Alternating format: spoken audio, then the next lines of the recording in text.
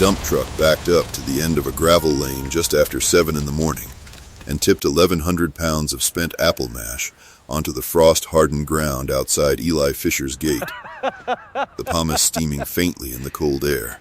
Seeds and skins and stems packed together in a heap the color of wet cardboard.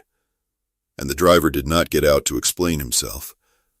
because Walter Bennett had already explained it the day before, standing in the gravel lot of his own cider mill with his thumbs hooked in his belt, telling anyone close enough to hear that he was tired of paying the county to haul off what he called mill trash,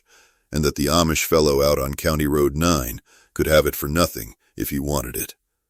Though Walter Bennett did not expect that he would, on account of nobody in his right mind hauled 30 years of orchard leftovers onto good pasture ground out of anything but foolishness.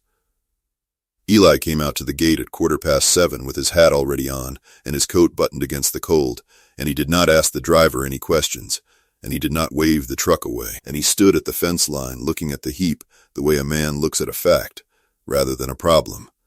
turning a handful of the pulp over between his fingers, smelling it, noting the seed still whole inside it, and the skins still holding their color, which told him something the driver did not know to look for. Walter Bennett had followed the truck out in his own pickup, mostly to see the look on the Amish man's face, and when Eli said nothing at all, only nodded once and started walking the fence line to see how far the pile would need to be moved, Bennett called out from his truck window that he ought to have the county come get the rest of it too, before it drew flies into July, and that Eli was welcome to build himself a compost heap the size of a barn if that was what he was after, and a couple of the men riding along in the truck bed laughed, not unkindly exactly, the way men laugh at something that confirms what they already believed. Eli did not answer him. He walked the length of the pile once more, crouched at one end of it, and pressed 2 fingers into the mash the way a man tests bread dough, feeling for moisture, for the particular sourness that told him the fermentation inside the pile had already begun on its own, unassisted, 3 days after pressing, which was faster than it should have been, for mash this size sitting in open air. And that was the detail nobody in the truck had thought to check, because nobody in the truck had reason to think there was anything left in a heap of pressed apple pulp worth checking. He straightened up, told the driver where to angle the next load if there was going to be one, and walked back up the lane toward the barn without another word to Walter Bennett, who sat in his truck a moment longer, watching a man in a straw hat and suspenders load garbage onto a stone boat behind a draft horse like it was seed corn, before he shook his head, put the truck in gear, and drove back toward town already composing the story he would tell at the feed store that afternoon. Hit that like button. Drop your city in the comments. I want to know where you're watching from tonight. Now, let's begin. Eli Fisher was 39 years old that autumn, and he had farmed the same 80 acres on County Road 9 his entire life. First alongside his father, then alongside his grandfather when his father's hands gave out early from arthritis, and finally alone, or nearly alone, since the spring 2 years before when his wife Rachel had died of complications that came on fast and left before anyone in the district had time to prepare for them, a loss the community spoke of only once and then never again in his hearing, the way a stone is stepped around rather than looked at. He had one daughter, Katie, 6 years old that fall, who stayed most days with her aunt during the working hours and came home each evening to a father who did not talk much about the parts of the day that had been hard. The Fisher place had never been a large operation, 40 acres in hay and corn, a dairy herd small enough to milk by hand and lantern light, a stand of apple and pear trees along the north fence that Eli's grandfather, Amish Fisher, had planted in the 1950s and tended until his death 11 years back, and it was Amos who had left behind the one object that mattered most to how the rest of this story went, a canvas-backed ledger book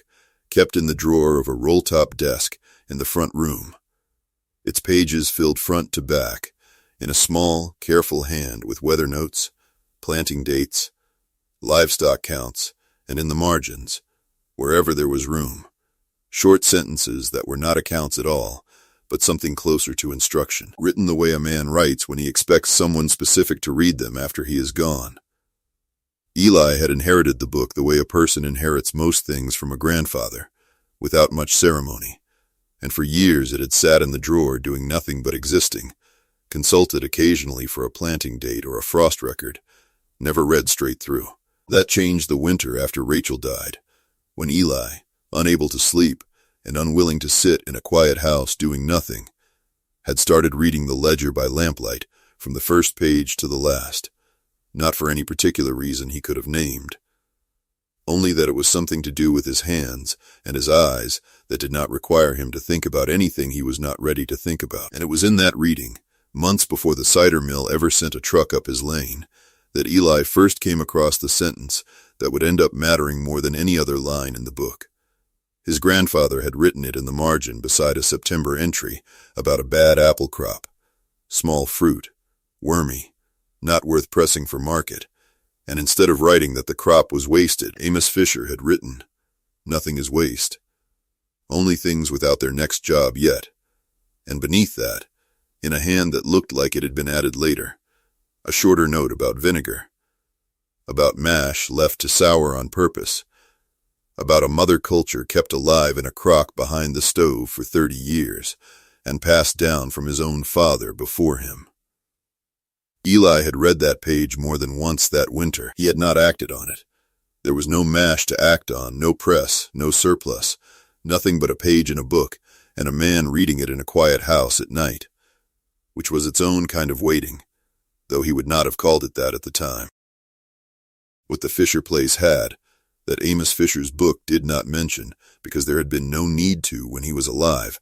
was a spring house built into the hillside below the barn, stone-walled, cool and even in temperature the year around, because a vein of groundwater ran under the floor, and kept it that way, without any help from electricity the Fisher family did not use in the first place, a fact of the property that had gone unused for anything but storing milk cans and root vegetables since Eli's grandmother had passed, and nobody kept a proper spring house pantry anymore. It was this building Eli thought of, standing at the fence line the morning the first load of mash came down, not because he had decided anything yet, only because a man who has spent a winter reading his grandfather's book does not look at 1,100 pounds of fermenting apple pulp the same way his neighbors do. Walter Bennett's mill pressed roughly 4,000 bushels of apples into cider and juice each fall, sold under his own label at the mill store and at 3 farmers' markets around the county, a business Bennett's own father had started and that Walter had run for going on 20 years, with a confidence that had never once been seriously tested, and every bushel of apples pressed left behind pomace, the crushed skins, pulp, seeds, and stems that had already given up their juice and were, in Bennett's accounting, worth nothing further. A disposal cost, rather than a resource, hauled to the county compost yard at $1.80 a load until the yard started charging more, and Bennett decided it was cheaper to give the stuff away to whoever would take it than keep paying to be rid of it. He had mentioned the offer to Eli almost as an afterthought 2 weeks earlier, at the co-op counter, more joke than proposal, and had been surprised when Eli said, plainly, that he would take what Bennett wanted to send, and would keep taking it through the pressing season if Bennett had more. Bennett had laughed then too, the same not quite unkind laugh, and said something about the Amish man finally finding a use for garbage nobody else wanted, and Eli had said nothing back, which was, Bennett would come to understand much later, generally the surest sign that Eli Fisher had already decided something and did not see the use in discussing it before it was done. The ledger's second mention of vinegar came 4 pages further on, in an entry from a year Eli guessed to be sometime in the 1960s, written after what looked like a similar glut of cull apples. And it was this passage Eli returned to most in the weeks after the first truckload landed at his gate, reading it slowly, more than once, the way a man reads directions he intends to follow, rather than directions he is merely curious about. His grandfather had written that vinegar was not a trick and not a shortcut, that it was only oxygen and time doing to sweet juice what sweet juice wanted to do anyway if a man got out of its way and gave it the right conditions. First the yeasts turning sugar into alcohol, the way they did in any cider left uncovered, and then, given air and the right bacteria, the alcohol turning again into acetic acid, which was the sharp, clean sourness that made vinegar and not spoiled cider, and that the whole trick, if there was a trick at all, was patience and cleanliness, and a mother, a living skin of bacteria passed down batch to batch, which did the second conversion faster and more reliably than waiting on wild bacteria to find the barrel on their own. Amos Fisher had written that his own mother culture had come from his father's crock, and that a man who let his mother die of neglect had thrown away 30 years of somebody else's patience in one afternoon, a sentence Eli read twice the first time, and then closed the book over his thumb and sat with for a while before going out to check on the mash. There was no mother culture in the spring house when Eli went looking, no crock behind any stove, nothing passed down in an unbroken line the way the ledger described, and this was the first honest gap between what the book promised and what Eli actually had in hand, which meant that before anything else could begin, he was going to have to either find one or grow one. And growing one, the book noted in a line so short it was almost a fragment, took time, and time was the one ingredient nobody could hurry along by wanting to. He solved the mother culture problem the way he solved most problems that fall, without announcing it to anyone, by writing a letter to a small commercial vinegar producer 2 counties, over whose name he had seen once on a jug at the co-op, asking plainly whether they would sell a pint of live starter to a stranger, and receiving back, 3 weeks later, a jar wrapped in newspaper, and a short reply that cost him $4 and the price of a stamp, which struck Eli as a fair price for 30 years of somebody's patience, even if it was not the same 30 years his grandfather had meant. He set the jar in the spring house, on a shelf built for it, and did not touch it again for 11 days, checking only that the room stayed at the even, cellar-cool temperature the ledger called for, a range Eli judged by feel and by a mercury thermometer nailed to the stone wall, rather than by any device that needed a plug. And it was during those 11 days of waiting that the second truckload of mash arrived at the gate, followed a week later by a third, Walter Bennett apparently having decided that if the Amish man wanted to keep hauling his mill trash away for free, he saw no reason to stop him. The preparation work that followed took the better part of 6 weeks, and none of it was visible from the road, which mattered later, though Eli did not think about that at the time. He built 3 open-topped barrels from white oak staves, bought second-hand from a cooper 2 townships over, choosing oak specifically because the ledger noted that oak breathed in a way that plastic and metal did not, letting a slow, controlled amount of air reach the fermenting liquid without letting in dust, insects, or rain. And he covered the open tops, not with lids, but with cheesecloth stretched tight and tied down, which let the barrel breathe while keeping fruit flies out, a detail his grandfather had underlined twice in the margin, with the note that a barrel without a proper cover was an invitation, not a container. He pressed the first batch of usable mash through a hand press to pull whatever juice remained in it, thinned it with water according to a ratio the ledger gave in cups and gallons rather than percentages, and set it in the barrels with sugar to feed the wild yeast already present from the mash itself. A first fermentation that would need to run its course into a rough, hard cider before it could become anything else, and only then did he introduce a portion of the mother culture into each barrel, floating it on the surface the way the letter from the vinegar producer had instructed. He kept the barrels in the spring house where the temperature held steady, checked them daily, and began, on the advice of nothing but his grandfather's example, a written record of his own, a plain composition book bought at the dry goods store. Its first entry, dated the 3rd of June and reading only, pitched 3 barrels today, 40 gallons each. Mother from Hartzell's, 11 days old. Time will tell. 4 lines that did not look like much sitting alone on a page, but that would, by the end of that year, have a great many more lines standing beside them. The gossip started before the vinegar did, which was ordinary in a place the size of Higbee, where news traveled faster than work got done. And it started, as most of it did that year, at Voss's Feed and Seed, where 6 or 8 men could generally be found on a Saturday morning leaning against the counter or the tailgates in the lot, drinking coffee out of paper cups and trading whatever information had crossed their path that week. Harlan Voss, who owned the place and had heard the story from Walter Bennett himself, was the one who told it first, saying that the Fisher fellow out on 9 had been hauling cider mill leavings home by the wagon load all fall and stacking it up behind his barn like a man building a monument to something. And Dale Pruitt, who ran 40 head of dairy cattle on the far side of the township and considered himself an authority on most agricultural matters within earshot, said that the smartest thing anybody could do with rotten apple pulp was spread it on a field and disc it under before it drew every fly in the county, and that anybody paying good barrel money to keep the stuff around on purpose had more patience than sense. It was Ginny Marsh, who worked the counter 3 mornings a week and had actually driven past the Fisher place and seen the covered barrels lined up near the springhouse door, who supplied the detail that turned the story into something with a name, telling the group that it looked for all the world like the man was trying to brew something out of garbage.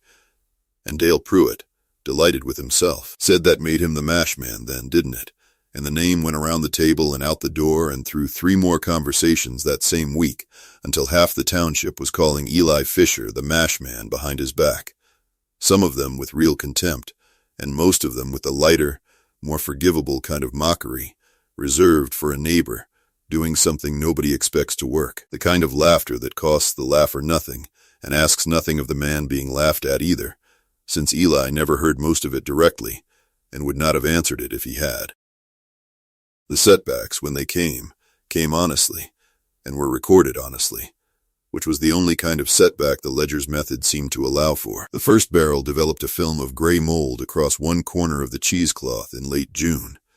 a sign, Eli guessed correctly, of a small tear in the cloth that had let fruit flies in to lay eggs in the sweet surface before the acid level rose high enough to discourage them. And he lost the barrel entirely. 40 gallons of mash and juice gone to a batch he judged unsafe to carry forward. A loss he recorded in the composition book in 4 words. Lost barrel 1, mold, and nothing more. No explanation, no complaint. Only the fact of it standing on the page, the way the fact of the mash heap had stood at the fence line months before. He rebuilt the cover with 2 layers of cloth instead of 1, weighted the edges with stones instead of string alone, and started a 4th barrel to replace the loss, a decision that cost him a Saturday afternoon he might otherwise have spent with Katie, though he did not write that down anywhere, since the ledger's method, as Eli understood it, was for recording what happened to the vinegar, not what it cost the man making it. A second setback followed in July, less dramatic, but no less real, when Eli discovered that evaporation through the oak staves, which his grandfather's ledger had mentioned only in passing as the angel's share, the small percentage a barrel gave up to the air over time, was running higher than the book's old numbers suggested it should, nearly 9% over 6 weeks, rather than the 5 his grandfather had recorded decades earlier, a difference Eli attributed, after some thought, to the barrels being slightly older and drier than the ones his grandfather had used, and he adjusted for it going forward by topping each barrel with fresh cider every 10 days rather than every 2 weeks. A small correction that cost him nothing but attention, and that he noted in the book plainly. Barrels running dry faster than the book says, topping every 10 days now. We'll watch it. These were not large failures. They were the ordinary friction of a man learning a craft from a dead man's notes, rather than a living man's hands, and Eli treated them the way his grandfather's example seemed to demand, without self-pity, without complaint to anyone at the feed store or anywhere else, simply as information to be written down and acted on. The first evidence that any of it was working arrived in early August, and it arrived quietly, the way most true things did on the Fisher place that year. Eli had begun testing the barrels for acidity using a simple titration kit ordered by mail, a small chemistry set that let him measure, drop by drop, how much of a base solution it took to neutralize a sample of the liquid, a number that translated directly into a percentage of acetic acid, the compound that made vinegar sour and safe and shelf-stable, rather than merely spoiled cider sitting in a barrel. And on the 9th of August he tested the oldest of the 4 barrels and wrote in the composition book, Barrel 2, 4.1% acid. Not vinegar yet by the state's own number, which was 5%, but closer than I expected this early. Not enough. But not nothing either, a sentence he underlined once, lightly, the only mark of that kind in the book for the entire month. A small gesture that stood in for whatever else he might have felt and did not write down. 5 weeks later, on the 14th of September, the same barrel tested at 5.3%, above the legal floor for a product to be sold commercially as vinegar under state code. And Eli recorded the number, then sat at the kitchen table a while longer than the writing itself required. Not smiling exactly, not doing anything a passerby would have noticed. Only sitting.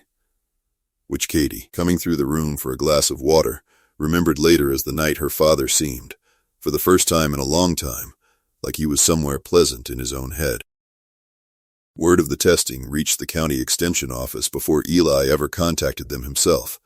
carried there sideways through a neighbor,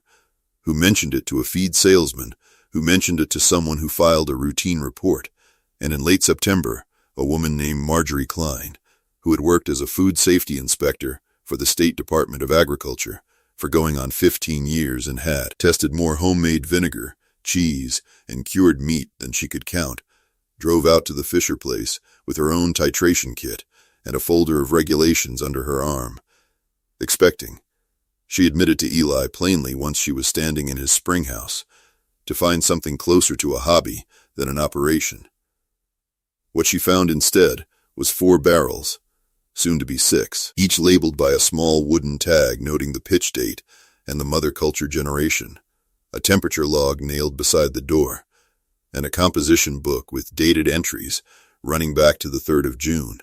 every batch tracked from pitch to bottling, with numbers that matched, within 0.1%, the numbers she measured herself when she tested the same barrels with her own equipment. She was quiet for a moment, paging back through the book.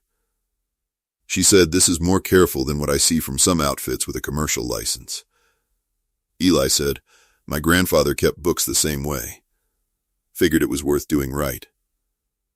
Marjorie Klein tested 3 barrels that afternoon, confirmed all 3 above the 5% threshold required for a product to be labeled and sold as vinegar, noted that the acidity was even and consistent rather than spiking or falling off the way a rushed or contaminated batch would, and told Eli that as far as the paperwork went, he could apply for a cottage food registration and sell what he had, provided the labeling met state requirements. Before she left, she also mentioned, almost as an aside, that her office had received a complaint that month from a mill operator in town concerned that an unlicensed party was distributing an unsafe food product, a complaint she said she was closing out that same afternoon on the strength of what she had just seen, since unsafe, in her professional judgment, was the last word she would use for a barrel with better records than most commercial producers kept. She did not say Walter Bennett's name. She did not need to. The contrast that made the rest of the county start paying real attention arrived 2/3 of the way through that first full year of production, in the spring following the autumn of the mash,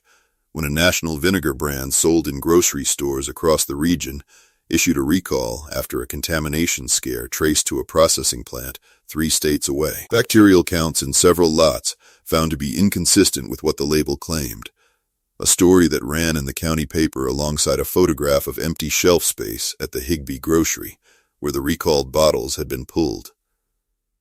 The recall did not touch Eli Fisher directly, since he had never sold a bottle through that chain, and never intended to, but its effect on the county was immediate and visible in a way the profile's language would have called visible from the road.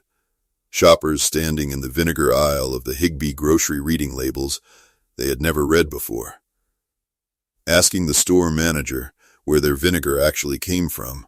and how anyone could be sure it was what it claimed to be. And it was into that particular kind of nervousness that word of the Fisher place's dated, tested, fully documented barrels began to spread with a speed that mockery alone could never have produced.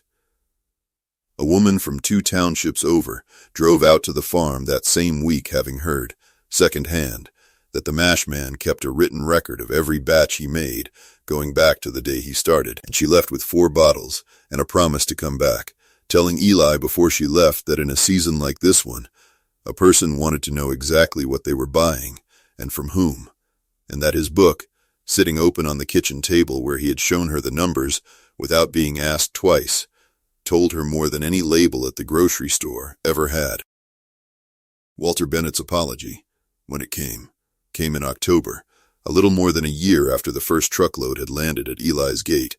and it came the way the profile's own logic said it had to: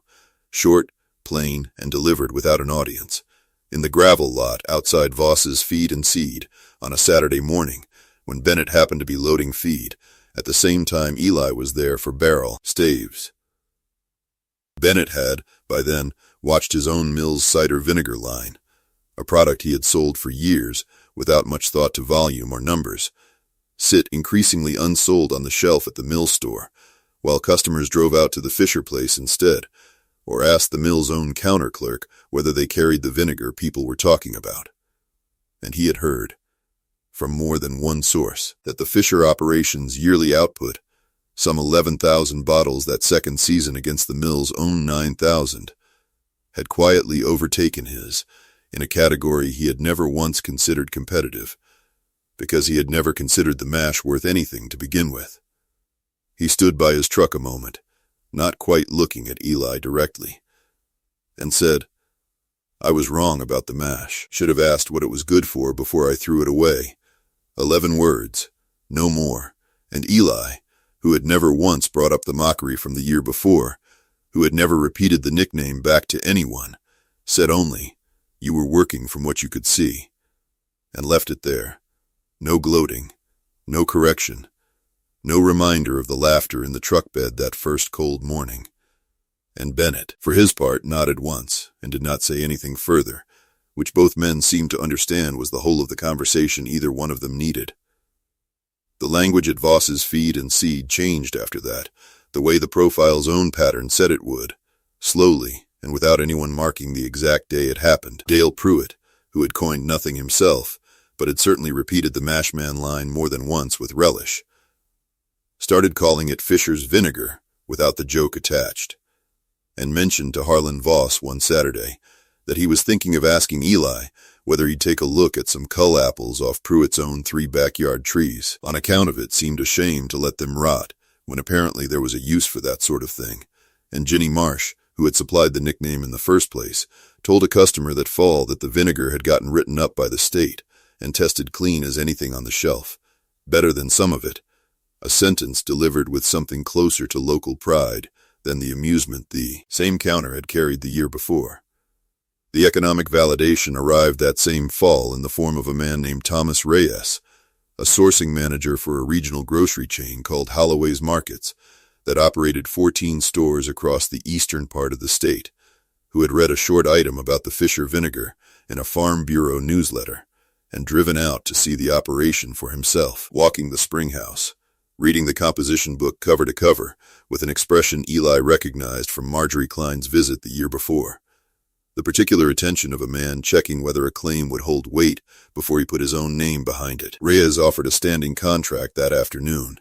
sizable enough that filling it would have meant Eli tripling his barrel count inside a single season,